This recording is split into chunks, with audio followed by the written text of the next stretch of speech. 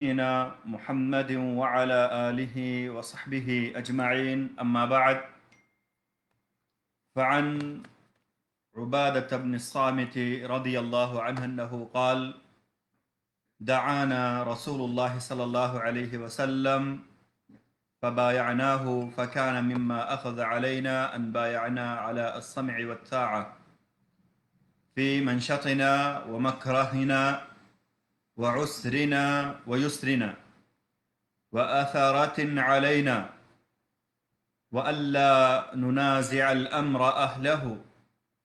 قال: إلا أن تروا كفرا بواحا عندكم من الله فيه برهان. أخرجه مسلم. وعن عوف بن مالك رضي الله عنه عن رسول الله صلى الله عليه وسلم أنه قال: خيار أئمتكم الذين تحبونهم ويحبونكم ويصلون عليكم وتصلون عليهم، وشرار أئمتكم الذين تبغضونهم ويبغضونكم وتلعنونهم ويلعنونكم. قيل: يا رسول الله، أفلا ننابذهم بالسيوف؟ فقال: لا، ما أقاموا فيكم الصلاة. وإذا رأيتم من أولاتكم شيئا تكرهونه فاكرهوا عمله ولا تنزعوا يدا من طاعة. أخرجه مسلم. وعن أم سلمة رضي الله عنها أن النبي صلى الله عليه وسلم أنه قال: يستعمل عليكم أمراء فتعرفون وتنكرون، من كره فقد برئ ومن أنكر فقد سلم، ولكن من رضي وتابع. قالوا: يا رسول الله، أفلا نقاتلهم؟ قال: لا، ما صلوا. أخرجه مسلم. وعن ابن عباس رضي الله عنهما أن رسول الله صلى الله عليه وسلم قال: من كره من أميره شيئا فليصبر، فإنه من خرج من السلطان شبرا مات میتة جاہلیہ. متفق علیہ. محترم بھائیوں، دین اسلام کا ایک قاعدہ یہ ہے کہ مصلحت کو حاصل کرنے اور اس کو آسان کرنے کی کوشش کی جائے اور نقصان سے بچا جائے، نقصان سے دور رہا جائے. میرے بھائیوں، اسلام اپنے ماننے والوں کو جو قانونی طور پر امام بن جائے، حاکم بن جائے، اس کے خلاف بغاوت کرنے سے منع کرتا ہے. کیونکہ اگر جو حاکم بن جائے اس کے خلاف بغاوت کی جائے گی تو اس سے فتنہ اٹھ کھڑا ہوگا، لوگوں کے خون بہائے جائیں گے اور لوگوں کی بھلائی اس میں نہیں ہوگی، بلکہ لوگ اس سے پریشانی اور فساد کے شکار ہوں گے. دینی اور دنیاوی تمام مصلحتیں برباد ہو جائیں گی، ان کا خاتمہ ہو جائے گا اور زندگی دشوار ہو جائے گی. اسی لیے اسلام نے اپنے ماننے والوں کو جو حاکم بن جائے شرعی طور پر، قانونی طور پر، اس کے خلاف بغاوت سے اسلام نے منع کیا ہے. آئیے میرے بھائیوں، ہم آج کے اس درس میں جانتے ہیں کہ نبی پاک صلی اللہ علیہ وسلم نے کس طرح سے حاکم کے خلاف بغاوت سے منع کیا ہے. حضرت عبادہ بن الصامت رضی اللہ تعالی عنہ سے مروی ہے، وہ کہتے ہیں کہ ایک دفعہ رسول اللہ صلی اللہ علیہ وسلم نے ہمیں بلایا، ہم آپ صلی اللہ علیہ وسلم کے پاس گئے اور ہم نے آپ صلی اللہ علیہ وسلم سے بیعت کی. آپ صلی اللہ علیہ وسلم نے جو چیزیں ہمیں تلقین کی، جن چیزوں کے بارے میں ہمیں آپ صلی اللہ علیہ وسلم نے وصیت کی وہ یہ تھی کہ ہم آپ صلی اللہ علیہ وسلم سے سمع و طاعت پر بیعت کریں، چاہے ہمارے منشت کے اوقات ہوں، نشاط اور چستی کے اوقات ہوں، یا جو ہے ہمارے مکرہ کے اوقات ہوں جن کو ہم ناپسند کرتے ہیں، یا ناپسندیدگی کے اوقات ہوں. ہر حالت میں، ہر اوقات میں، ہر صورت میں ہم سمع و طاعت کریں گے. وَعُسْرِنَا وَيُسْرِنَا، چاہے ہم تنگی میں ہوں یا آسانی میں ہو، ہر حالت میں ہم سمع و طاعت کریں گے. اس پر آپ صلی اللہ علیہ وسلم نے ہم سے بیعت لی. وَأَثَرَةٍ عَلَيْنَا، یہاں تک کہ آپ صلی اللہ علیہ وسلم نے اس بارے میں بیعت لی کہ اگر تمہارے اوپر جو ہے ظلم ہو، تمہارے حقوق دوسروں کو دیے جائیں، تب بھی تم سمع و طاعت کو لازم پکڑنا. وَأَلَّا نُنَازِعَ الْأَمْرَ أَهْلَهُ، اور جو حاکم بن چکا ہے اس کے خلاف ہم، میرے بھائیوں نے پاک صلی اللہ علیہ وسلم نے فرمایا کہ ہم اس سے اپنے جو ہے بیعت کے ہاتھ کو نہ کھینچیں اور ہم اس سے لڑائی جھگڑا نہ کریں. صحابہ کرام نے کہا، یا حضرت عبادہ بن صامت رضی اللہ تعالیٰ عنہ کہتے ہیں کہ نبی پاک صلی اللہ علیہ وسلم نے پھر فرمایا الا ان تروا کفرا بواحا عندکم من اللہ فیہ برہان، الا ہے کہ تم حاکم سے صریح کھلم کھلا کفر دیکھو، ظاہری کفر دیکھو، اور اس کے کفر ہونے پر تمہارے نزدیک اللہ رب العالمین کی طرف سے دلیل بھی ہو، تب تم اس کے خلاف جو ہے بغاوت کرو گے، ورنہ تم بغاوت نہیں کر سکتے. چاہے منشت ہو یا مکرہ ہو یا عسر ہو یا یسر ہو، یا تمہارے اوپر لوگوں کو ترجیح دی جائے، تم کسی بھی صورت میں حاکم وقت کے خلاف بغاوت مت کرنا، الا ہے کہ تم اس سے صریح کفر، واضح کفر دیکھو اور تمہارے پاس اس کفر پر جو ہے واضح دلیل بھی ہو.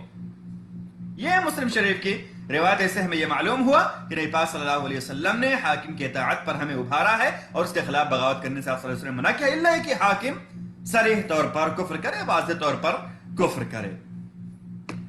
ایک روایت آئی اور ہم دیکھتے ہیں حضرت عوف بن مالک رضی اللہ تعالیٰ عنہ اس کے راوی ہیں، کہتے ہیں کہ رسول اللہ صلی اللہ علیہ وسلم نے ارشاد فرمایا تمہارے ائمہ اور حکمرانوں میں سب سے اچھے وہ ہیں جو تم سے محبت کرتے ہیں اور تم ان سے محبت کرتے ہو، جو تمہارے لیے دعا کرتے ہیں اور تم ان کے لیے دعا کرتے ہو. تمہارے سب سے اچھے ائمہ اور سب سے اچھے جو حکمران ہیں وہ یہی ہیں کہ تم ان سے محبت کرو، وہ تم سے محبت کریں، وہ تمہارے لیے دعا کریں، تم ان کے لیے دعا کرو.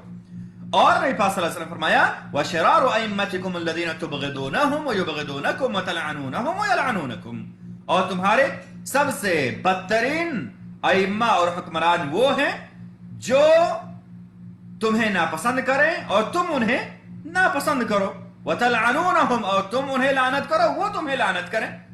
جو ایک دوسرے کو ناپسند کریں، حاکم رعایا کو نہیں پسند کر رہا ہے، رعایا حاکم کو نہیں پسند کر رہی ہے، حاکم رعایا پر لعنت بھیج رہا ہے، لعنت رعایا حاکم پر بھیج رہی ہے، تو یہ سب سے برے ائمہ اور حکمران ہوتے ہیں. رسول اللہ صلی اللہ علیہ وسلم سے کہا گیا، اللہ کے رسول صلی اللہ علیہ وسلم کیا ہم تلواروں کے ذریعے سے انہیں جو ہے ان کے عہدے سے نہ ہٹائیں؟ کیا ہم تلوار لے کر کے انہیں جو ہے سبق نہ سکھائیں؟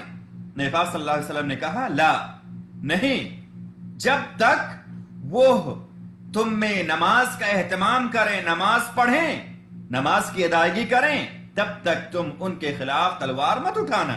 وَإِذَا رَأَيْتُم مِّنْ أُولَاتِكُمْ شَيْئًا، پھر نبی پاک صلی اللہ علیہ وسلم نے مزید تلقین کی، مزید نصیحت کی، مزید وصیت کرتے ہوئے فرمایا اگر تم اپنے حکمرانوں سے ایسی باتیں دیکھو جنہیں تم ناپسند کرو، فَاكْرَهُ عَمَلَهُ، تو اس کے عمل کو تم ناپسند کرو، اس کے عمل کو تم برا جانو، مگر اس کی اطاعت سے اپنے آپ کو نہ روکو، اس کی اطاعت کرتے رہو، اس کی اطاعت سے اپنے ہاتھ کو جو ہے، اس کی بیعت سے اپنے ہاتھ کو نہ کھینچو، اس کی اطاعت کرتے رہو، لیکن جو وہ کام کر رہا ہے اس کو برا جانو.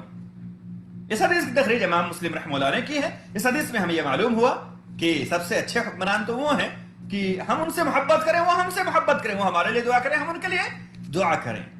اللہ رب العالمین مملکت سعودی عرب کے حکمرانوں کو مزید توفیق دے.